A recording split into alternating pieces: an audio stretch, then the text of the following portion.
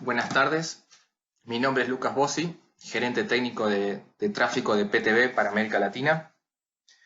Y en el día de hoy le vamos a mostrar lo que tenemos de nuevo en la versión PTV Visim 2020.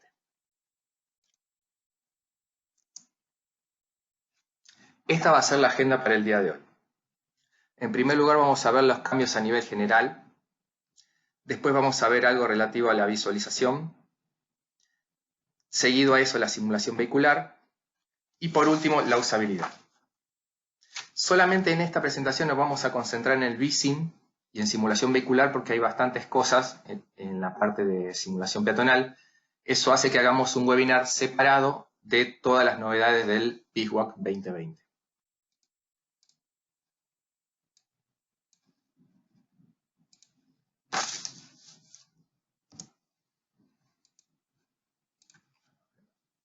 Bueno, los cambios generales.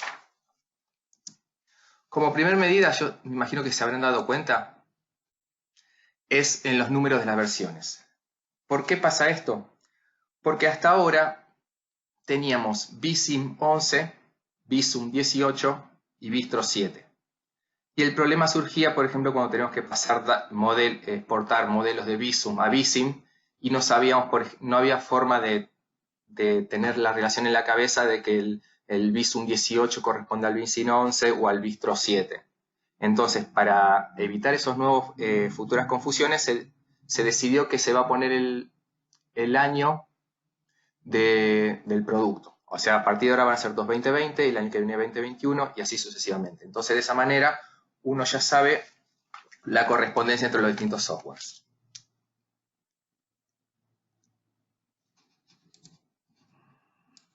Bueno, otro cambio, soporte para Python 3. No sé si muchos sabrán o no, pero a fin de año se termina el soporte oficial para la versión 2.7, la que se viene usando hace mucho tiempo para hacer todos los scripts. Entonces, se entra en vigencia ya de forma más oficial al dejar de darle soporte a la 2.7 esta nueva versión Python 3.7. Dentro de Visim vamos a poder usar las dos. No estamos obligados a usar la nueva, lo que sí obviamente se recomienda y por eso mientras tanto uno hace la migración a esta nueva versión, nos deja usar las dos. El único requisito es que tiene que estar instalado. Fíjense, en este ejemplo le pusimos que tenemos la versión 2.7 instalada en el computador, pero la 3.7 todavía no. Entonces no se puede usar. Pero en el caso de que estén instalados se pueden usar sin problemas. Pasamos ahora al tema de visualización. Edificios 3D. Hasta ahora, cuando uno quería tener modelos 3D para la parte de visualización, tenía que dibujarlo en SketchUp, o importarlo de SketchUp, o dibujarlo en 3D Studio e importarlo también, o si no, directamente dentro de acá del programa, que era un proceso bastante lento y engorroso, y nos hacía perder bastante tiempo de simulación en ponernos a hacer estas cosas. Lo que se hizo ahora, está la opción de obtenerlos automáticamente. Este servicio estaba proporcionado por Mapbox. Es un servicio de mapas, parecido a de Bing o de Google Maps.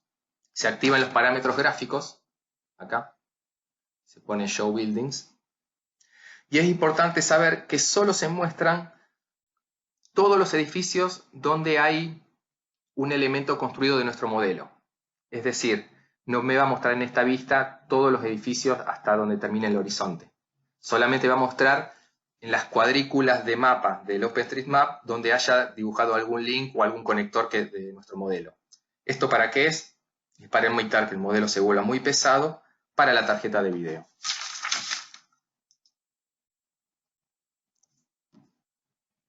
Ahora pasamos a la simulación vehicular, que es donde se destinó la mayor parte del esfuerzo este año, para esta versión 2020. Los carriles de acceso controlado en Meso, los carriles de acceso controlado o Managed Lane, como los conocemos dentro del software.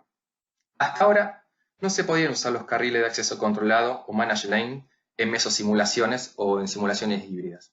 Ahora sí, ya en la versión 11 ya se puede usar en asignación dinámica. Esto completa el paso de cada vez tener más cosas para que se puedan usar tanto en asignación dinámica, en mesosimulación y en simulación híbrida. Esto provee una enorme aceleración para la asignación dinámica en proyectos con carriles de acceso controlado.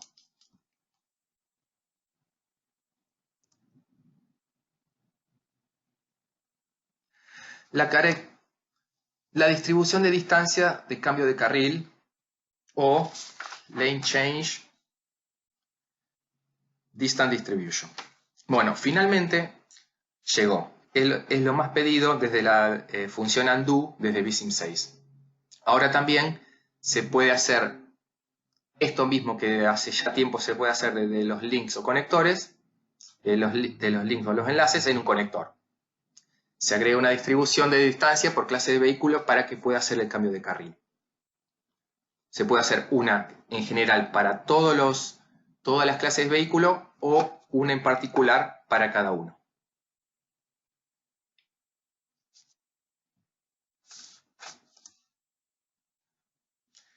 Agrupación de vehículos o pelotones. Esto es nuevo. Es la posibilidad de los vehículos de formar pelotones. Como este es un webinar de presentación, por supuesto que van a quedar muchas dudas, por lo que les pido que se pongan en contacto con nosotros por todas estas nuevas dudas que les genere esta nueva característica. El pelotón dentro del programa lo definimos como un grupo de vehículos conectados que viajan muy juntos, de forma segura, a alta velocidad. Conectado, acá queremos decir en el sentido de comportamiento vehicular, no conectado físicamente ni nada que se le parezca, sino conectado en su forma de comportarse dentro de la vía. Los parámetros que tienen estos pelotones que se pueden configurar son el tamaño máximo, es decir, cuántos vehículos puede tener un pelotón, la máxima velocidad a la que puede desplazarse por las vías, la distancia máxima de aproximación, que es la distancia máxima a la que un vehículo se puede ir desde atrás agregando al pelotón para pasar a incluirse dentro del pelotón. El espacio libre mínimo, que es la distancia entre ellos, y la brecha mínima, que es la distancia entre ellos, pero medida en segundos. Esta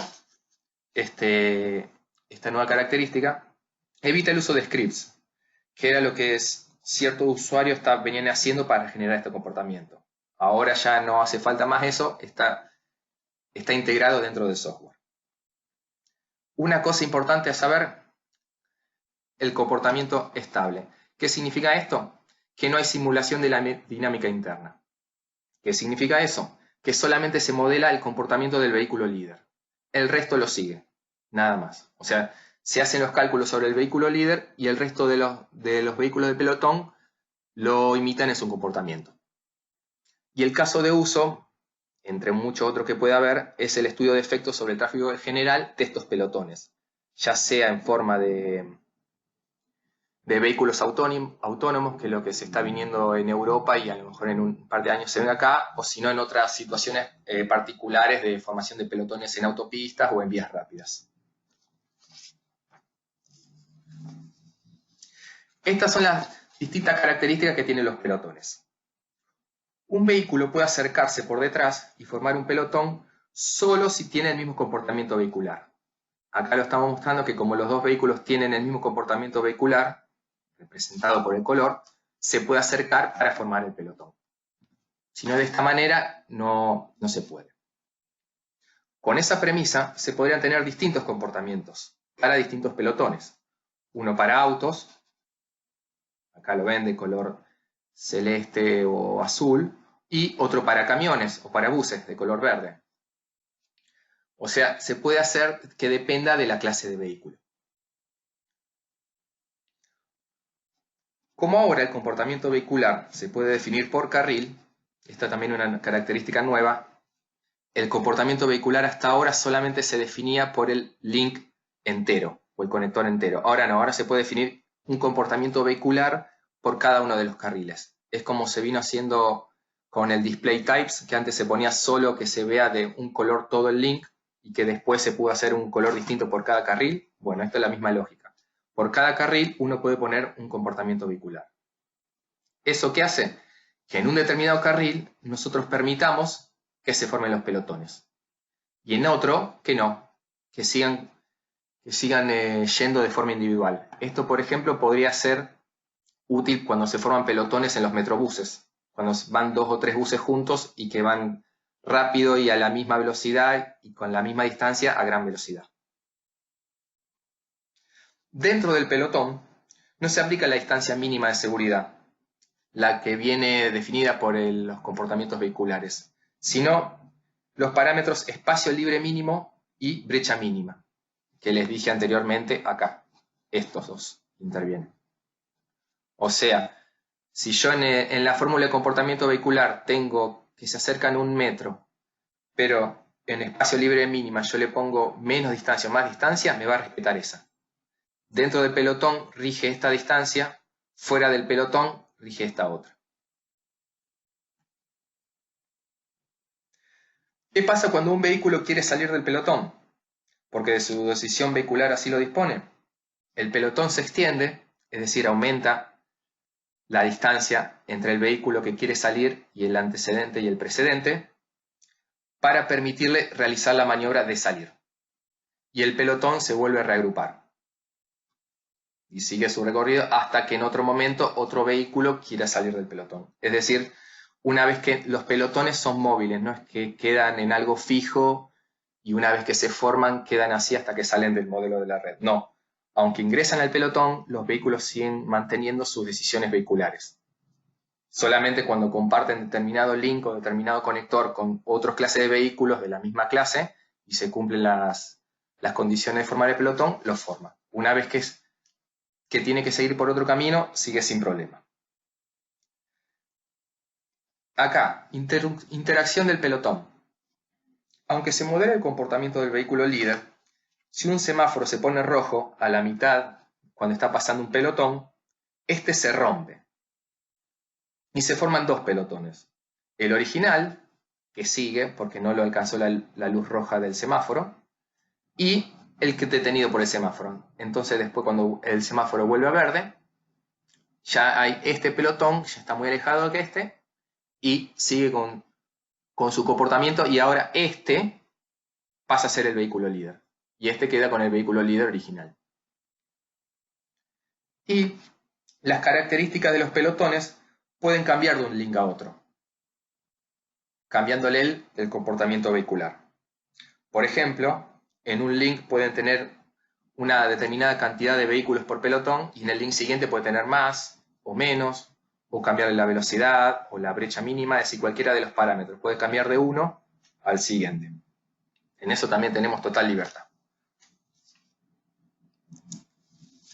Errores de conducción. Este ya existía en la versión anterior, pero ahora se agregaron más cosas. Hemos agregado la posibilidad de representar varios errores en la conducción. Esto sirve para modelar el comportamiento más real que sucede en la vía. En este, los conductores temporalmente no reaccionan a los vehículos precedentes, por ejemplo con sueño. Salvo, no anda el video. No funciona el video, acá muestra cómo.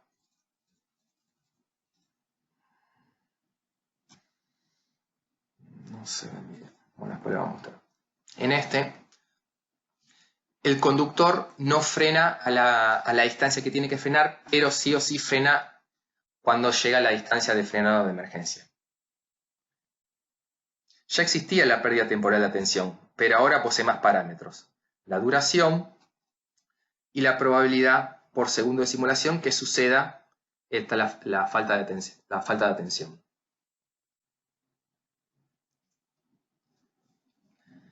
Este sí ya es nuevo. Ahora el conductor se puede desviar de su posición lateral deseada. Es el periodo en el que los conductores o vehículos se desvían de la posición lateral deseada mientras se distraen. Para este los atributos son la duración de la distribución, de vuelta no anda el video, el ángulo del carril durante la distracción, es decir, qué tanto se alejan del centro del carril, y la probabilidad por segundo de simulación.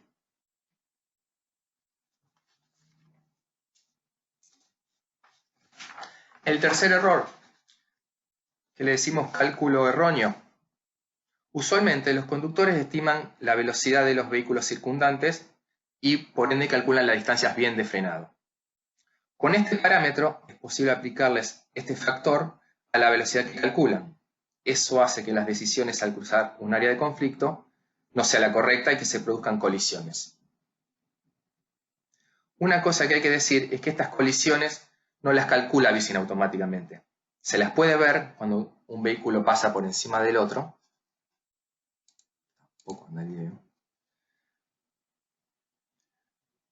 Pero si se quiere tener esos datos para realizar una evaluación, hay que implementar un script de Python, que se lo podemos proveer. O si no, grabar el video o la animación y realizar el conteo de forma manual. Está la idea más adelante de poder realizar estos cálculos automáticamente en el modo de la evaluación. Uno pueda poner en la evaluación que cuente cuántos choques se producen entre los vehículos. Y este es el último, el error de conducción 4. Por exceso de velocidad en curva. En este, los vehículos se salen de la curva por la fuerza centrífuga, porque van a una velocidad mayor de la que está diseñada la vía. Esto hasta ahora no se podía. Uno puede doblar en cualquier link o cualquier conector a cualquier velocidad y no pasaba. Ahora uno lo puede representar cómo se sale de la vía. Para lograr este efecto hay que llenar los siguientes atributos. El radio, al nivel del link, está la columna. La velocidad crítica, que es en función del tipo de vehículo, que va a depender del radio de la curva.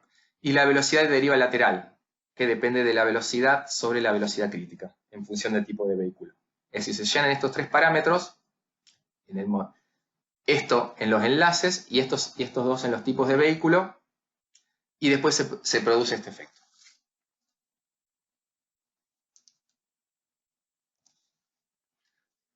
Usabilidad. Bueno, finalmente te voy a mostrar algunas características relativas a la usabilidad, que van a hacer la tarea del modelizador más sencilla. Esta se la vamos a mostrar en unos ejemplos en el programa para que vean cómo es el flujo de trabajo. Vamos a ver el primero. Definición del flujo principal. Bueno, los que usan este software hace tiempo ya saben lo tedioso que llega a ser definir correctamente las prioridades de paso en las áreas de conflicto. Porque hay que definir una por una y hay siempre que tener cuidado de no olvidarse ninguna, y generalmente pasa que cuando pone play el modelo, ahí recién ve que hay algo que no funciona. Entonces tienen que empezar a revisarlo y acercarse bien con el zoom para ver qué es lo que sucede. Con esta nueva característica se ahorra un tiempo valioso en la definición de las prioridades, dejando más tiempo al modelador al corregir los posibles errores en su configuración. A continuación, le voy a mostrar cómo se usa. ¿Cómo es? Se selecciona un inicio y final del flujo principal. Se pueden elegir seleccionar o deseleccionar nodos, porque si uno selecciona el nodo, todas las áreas de conflicto dentro del nodo me las configura, sino solamente las que intervienen en el flujo principal. O también se pueden generar nodos temporales. Ahora le voy a mostrar cómo se hace. En este, por ejemplo. ¿Bien? Es una estructura así de damero clásica, típica, y tiene un par de nodos. No tiene nada más. Fíjense que no hay nada. Son un par de links y conectores. Bueno, ¿cómo se hace? En esta nueva versión aparece esta barra lateral nueva y este es definir flujo principal. Hago clic y ahí ya me muestra las áreas de conflicto que son pasibles de configurar. Me pongo en un inicio, por ejemplo acá. Si yo aprieto Shift con la rueda, uno elige el área de influencia de lo que me va a tratar de configurar. Comienzo acá y voy y me va mostrando lo que yo estoy definiendo como flujo principal. Ahí. Aprieto otra vez clic de izquierdo y ahí me está mostrando lo que me va a dejar. Fíjense, lo que le estaba explicando recién. Acá me definió todo el nodo, todos, no importa lo que hagan esto. Estos no, porque no toca el flujo principal. Si yo quiero que me seleccione solamente estos, los que van de izquierda, los de derecha a izquierda, control botón izquierdo, deselecciono el nodo, ¿ven? Y solamente me hace estos. Si lo selecciono de vuelta, me pone todos, ¿ven? Y lo mismo, si yo puedo, supónganse que acá no tengo un nodo, porque estos tienen que estar dibujados de antes, yo puedo generar un nodo temporal, que es este círculo que me está mostrando en amarillo. Ahora en negro, y ahora si lo pongo acá, en amarillo así, me genera un nodo temporal. Y ahora sí, me lo configura todo lo que está dentro del nodo. Si yo lo quiero borrar, control de vuelta, aprieto y desaparece. Y así ya queda. Se lo voy a mostrar de vuelta lo de los nodos para que vean mayor, se note mayor la diferencia. Vamos de acá. Pasamos por acá. Fíjense, voy a dejar algunos nodos seleccionados y otros no para que veamos la diferencia. Este así, y lo voy a sacar.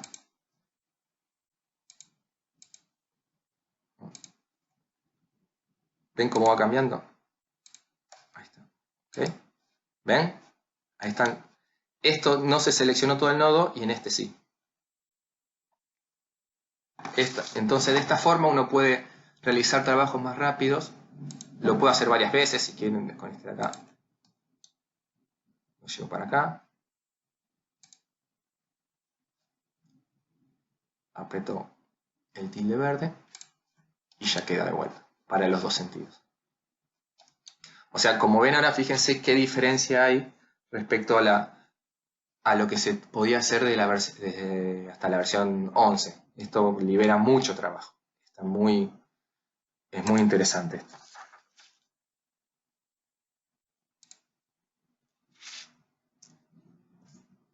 Otro son las señales actuadas dentro de los sistemas de transporte inteligente. Hay tres nuevos tipos de señales. La intención acá es poder obtener una señal actuada sin tener que realizar ningún tipo de programación en VAP, en BISVAP o en otro tipo de controlador. Es decir, no hace falta tener el add-on del VAP o el BISVAP para generar estos. La lógica ya viene hecha, uno solamente tiene que dibujarlo. ¿Cuáles son las que vienen en esta primera etapa? El cruce peatonal, en el que los peatones tienen verde solo bajo demanda. El cruce ferroviario, que son para detectores de vía única, dirección única, llamada y salida de la formación. Y el controlador de 2 etapas, en el que la etapa menor se pone verde solo bajo demanda, por medio de un detector. Hay una cosa que es importante aclarar. Salvo para el cruce peatonal, para los otros dos se crea la lógica solamente. Todavía es necesario generar los cabezales semafóricos y detectores en la red.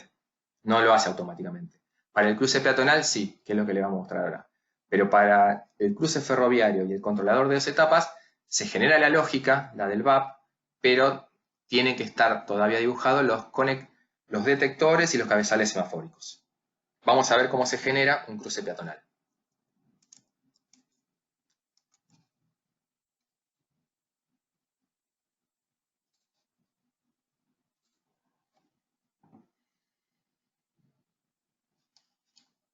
Acá tenemos una red,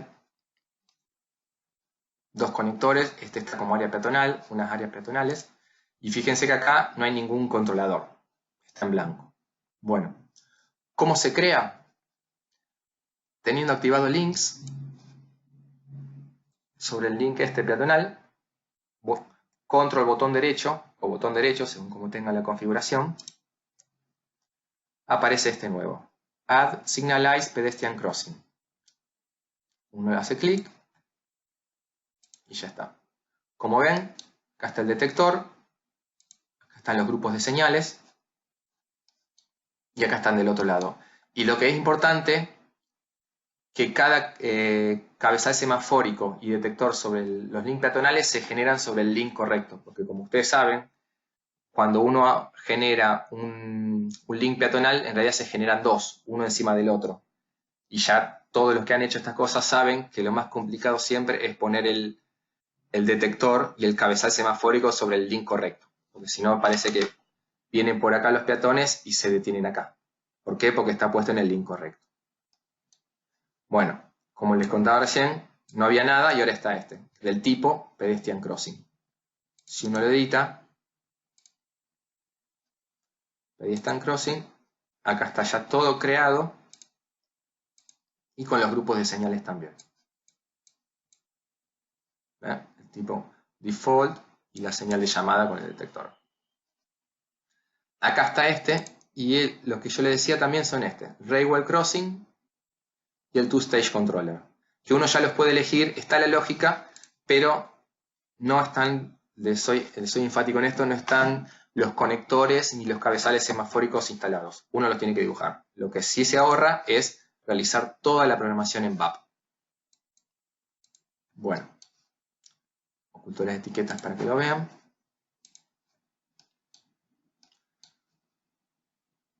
Comienzo la simulación. Vamos a poner más despacio. ¿Ven?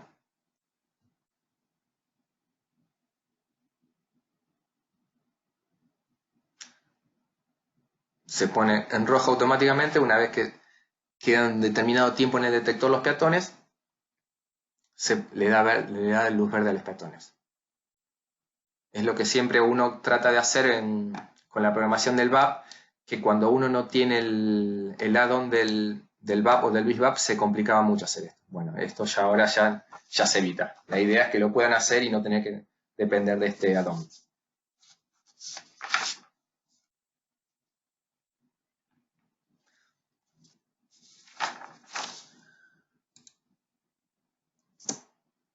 Bueno, y ahora probablemente la característica más interesante de este lanzamiento, que es el creador de aparcaderos.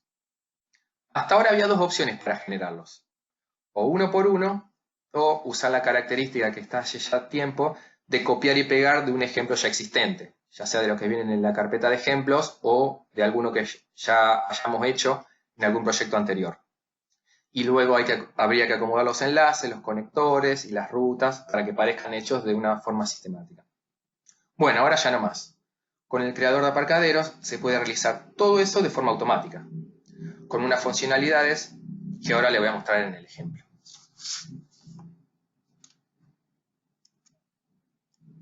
Vamos a poner este.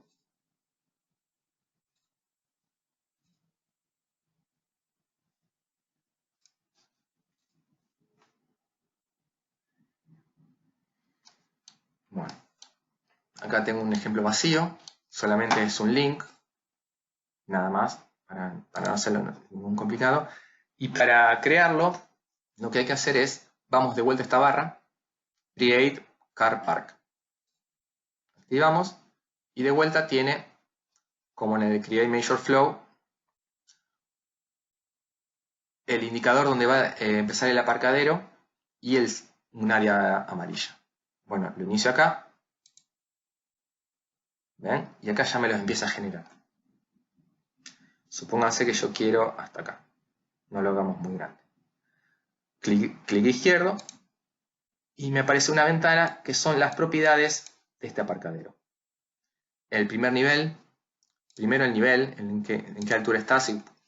Esto es súper útil para crear edificios de aparcaderos o aparcaderos de shoppings o centros comerciales para que tienen varios pisos. Bueno, acá las propiedades del link, el ancho, el display, el comportamiento vehicular, si genera en otra dirección. Y acá están las propiedades del aparcadero en sí. Vamos a acercarnos, así se ve bien. Acá uno puede elegir, por ejemplo, on left and right, left only, right only. Vamos a poner los dos. Y estas son las propiedades que están acá, ¿ven? Si pongo solamente left, me aparece el 1, right también uno solo, y si no los dos. Acá está. Con este yo puedo poner que las propiedades de uno se copien en el otro para que sean simétricos, o si no por separado. Fíjense, acá tengo la longitud, le pongo 6 metros, ¿ven? Vamos a ponerle más, ¿ven? El ancho, vamos a ponerle 2,5, vamos a ponerle 5, el doble, ¿ven? El ángulo, 60 grados, y inclusive el espaciamiento entre los distintos espacios de aparcadero, por ejemplo le voy a poner 1 metro. Esta con la velocidad de aproximación, la velocidad en reversa, el tiempo de duración para hacer la maniobra de estacionamiento, está la tracción, Esto como siempre, que por ejemplo, si el último tiene 1, se va a primero estacionar en este y al último va a quedar este.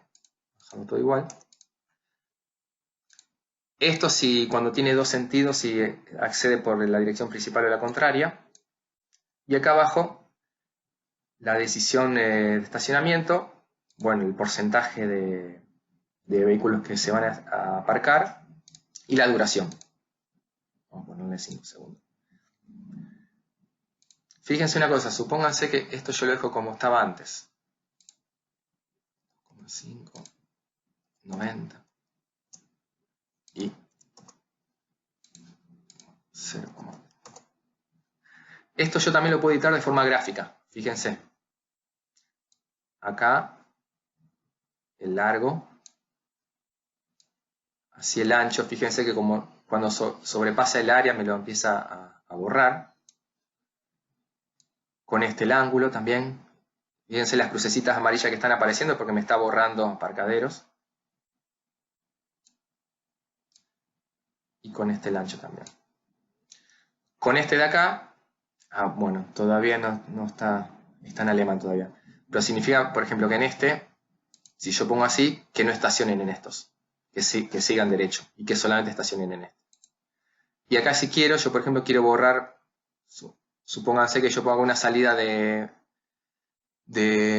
un garage, de un cine, de un centro comercial, le borro estos 3. Entonces van a desaparecer, me va a crear todos estos, salvo estos. Una vez que está todo como yo lo deseo, como en la B anterior de acá arriba, aprieto el tilde verde y como ven, ya me generó todo. Los conectores, las áreas de velocidad disminuida, los parking lots, todo.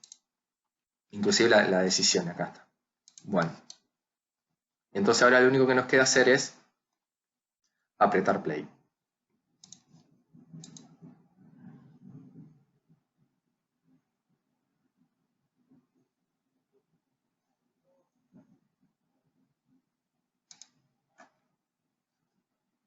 Y como ven,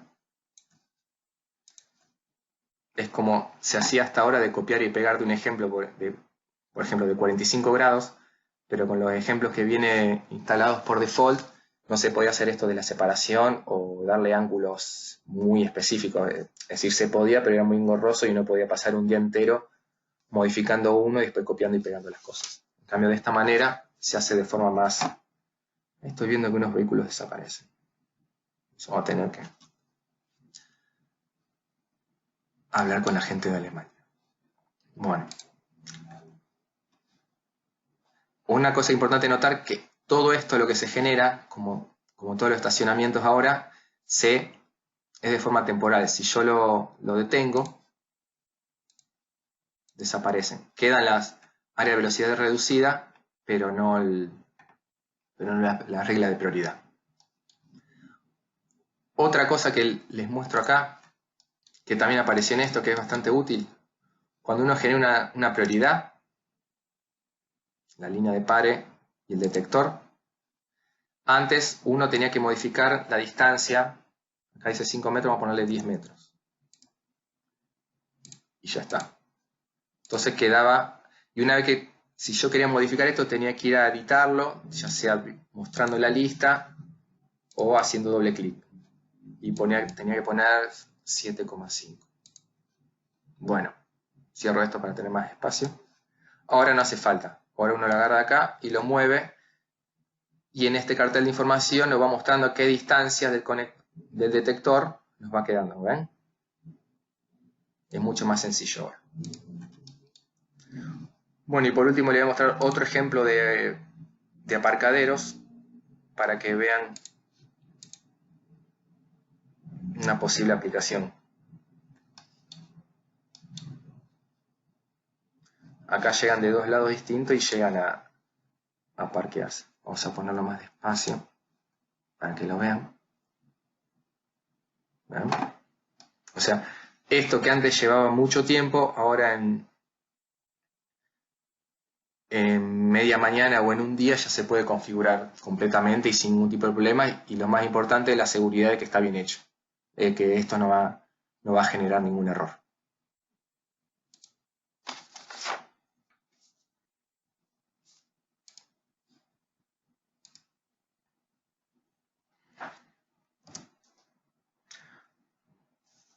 Bueno, muchas gracias por su atención. Recuerden que pronto va a haber un webinar respecto a la simulación peatonal, BISWAC. Ya le vamos a avisar o mandar correos por si quieren saber, que la verdad hay cosas muy, pero muy interesantes que les recomiendo que sepan, como así también de simulación macroscópica.